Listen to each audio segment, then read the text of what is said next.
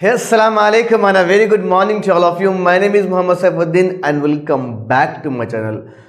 दोस्तों, पिछली वीडियो में हाउ टू स्टडी बायोलॉजी के बारे में हमने पढ़ा था, आपके सामने हमने पूरा डिटेल में समझाया था। आज की इस वीडियो में हम हाउ टू स्टडी केमिस्ट्री के बारे में बात नहीं करने वाले हैं। आज हम बात करने वाले हैं स्ट्रैटेजी ऑफ केमिस्ट्री के बारे में, यानी स्ट्रैटेजी क्या रहेंगी केमिस्ट्री को पढ़ते के वक्त, वो हम बात करने वाले हैं आज की इस वीडियो में। तो मैं रिक्वेस्ट करता हूं कि ये वीडियो को एंड तक ज़रूर देखें, आपको बहुत अच्छा मैसेज मिलेगा। तो आइए जानते हैं स्ट्रैटेजी क्या है केमिस्ट्री की। देखिए, सबसे पहले आपको मैं कॉमन सी बात बता दूं, केमिस्ट्री एक ऐसा सब्जेक्ट है जो कि आपको स्कोरिंग में बहुत ज़्यादा हेल्प करेगा, क्योंकि इसमें आप इजी मेथड में 80 क्वेश्चंस आप क्रैक कर सकते हैं। इसमें कोई डाउट नहीं है, क्योंकि आपको लगातार पिछले 5 से 10 साल से लगातार केमिस्ट्री में इजी क्वेश्चंस पूछे जा रहे हैं।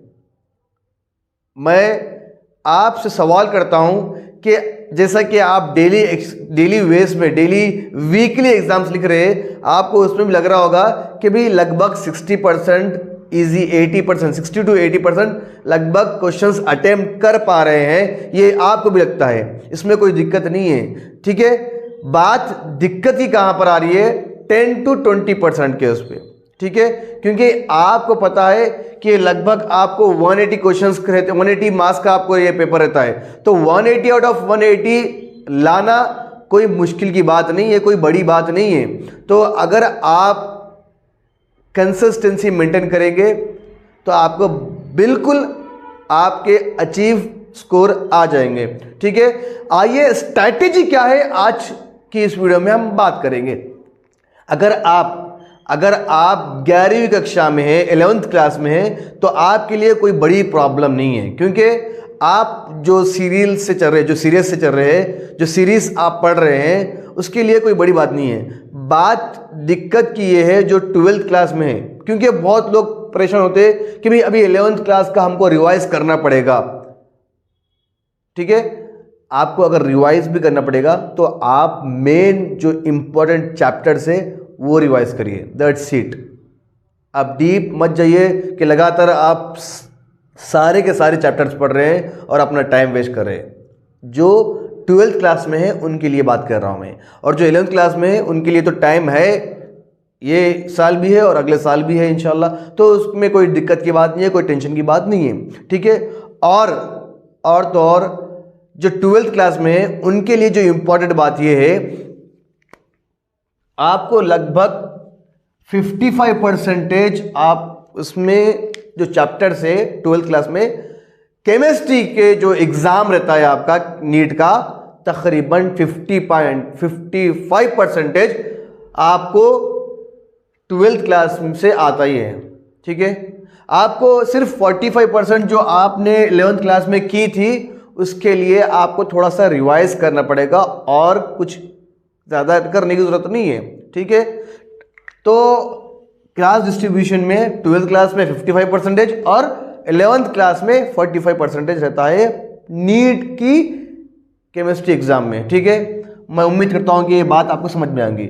ठीक है, और आप उसके अंदर ख़ास तौर पे ख्याल करें, जो लोग 11th क्लास में हैं, जो स्टूडेंट्स 11th क्लास में हैं, उनके लिए ऑर्गेनिक केमिस्ट्री बहुत स्ट्रॉन्ग करनी पड़ेगी। आप लगातार अपने डेज पास होते हैं, लेकिन अपनी जो ऑर्गेनिक केमिस्ट्री है वो अपनी वीक होती है, तकरीबन स्टूडेंट्स की वीक होती है। लेकिन अगर आप 11th क्लास में ही अगर स्ट्रगल करेंगे, हार्डवर्क करेंगे, तो आपको 12th क्लास में आपको ज़्यादा मेहनत करने की ज़रूरत नहीं पड़ेगी। ठीक है, मैं ये बात अच्छे से आपको बता रहा हूँ, आप इस बात को ध्यान में रखिए ज़रूर, चाहे वो बॉयज़ हो चाहे गर्ल्स हो। ये ऐसा कॉन्सेप्ट है जो कि 11th क्लास में 11वीं कक्षा में बहुत ऑर्गेनिक केमिस्ट्री स्ट्रांग होनी चाहिए। ठीक है, तो इस बात का ख्याल रखना ज़रूरी है, ऑर्गेनिक केमिस्ट्री बहुत अच्छी होनी चाहिए। ठीक है,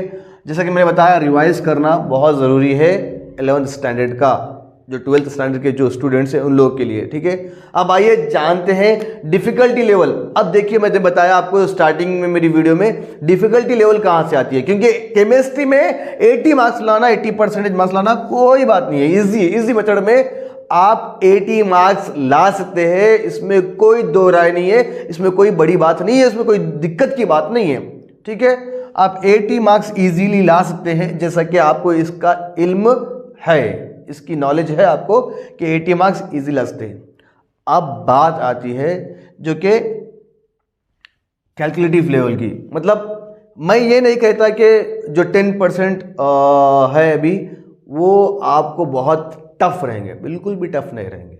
ये नॉर्मलाइज क्वेश्चन है जो कि आपको सिर्फ और सिर्फ आपके केमिस्ट्री के बुक से ही आएंगे, किसी और जगह से तो नहीं आएंगे, ठीक है। तो इसका आप ख्याल रखें। ये calculative question in the sense that like normalize questions, okay, normal questions, okay, like not tough not easy, okay, medium में रहेंगे। अब बात करते हैं डीप क्वेश्चंस। इसमें भी आप इस चीज का फोकस करिए। Deep in the sense like not tough, like आप अपन समझते हैं कि अरे डीप क्वेश्चन मतलब जैसा कि अगर आप एनसीईआरटी पढ़ रहे हैं केमिस्ट्री के अंदर, एनसीईआरटी पढ़ रहे हैं केमिस्ट्री के अंदर, आपको जो डीप क्वेश्चंस जो आएंगे एनसीईआरटी से ही आएंगे। और तो और ये ऐसे क्वेश्चंस रहेंगे जो कि कहीं एकदम छुपे हुए क्वेश्चंस होंगे, जो कि आप जैसा कि एनसीईआरटी पढ़ रहे हैं, प्रैक्टिस कर रहे हैं, प्रीवियस ईयर क्वेश्चंस पढ़ रहे हैं, लेकिन आपको प्रॉब्लम क्या हो रही है, लगातार पढ़ रहे, लेकिन एक ऐसे क्वेश्चंस रहते हैं डीप क्वेश्चंस जो कि एनसीईआरटी में से छुपे हुए रहेंगे, उसको आप लीगली फोकस करना पड़ेगा। इन द सेंस लीगली मतलब जैसे कि आपको कैसा भी उसको पढ़ना पड़ेगा। इलीगली इन द सेंस क्या है, बोल दो अरे भाई लाइट ले लिया मैंने, पढ़ लिया, होगा, ऐसा नहीं।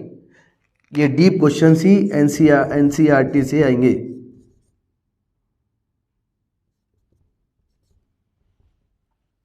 तो इस चीज का आप ख्याल रखें, ठीक है।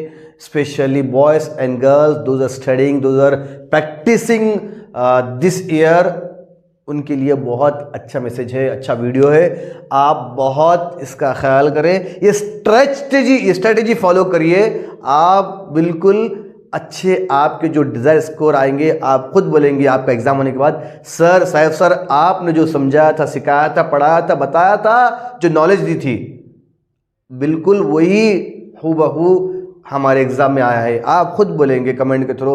मैं ज़रूरी नहीं समझता कि आपको और डीपली समझाऊं। ये स्ट्रेटेजी फॉलो करिए केमिस्ट्री की। Chemistry, how to study chemistry बताने से पहले मैं इसका स्ट्रेटेजी इसलिए बता रहा हूं कि आपको केमिस्ट्री पढ़ने से पहले इस चीज़ का आप ख्याल रखें, इस चीज़ का जो नॉलेज है वो आपको रखना चाहिए। इसलिए मैं आपको ये स्ट्रेटेजी बताया हूँ। नीट के अंदर, केमिस्ट्री के अंदर जो स्ट्रेटेजी फॉलो करना पड़ेगा आपको, वो ज़रूरी है, ठीक है। मैं उम्मीद करता हूँ कि ये वीडियो आपको बहुत पसंद आया होगा, आप और अच्छा नॉलेज मिला होगा। तो मैं अगली वीडियो में मिलता हूँ, तब तक के लिए stay blessed, stay happy and have a wonderful day.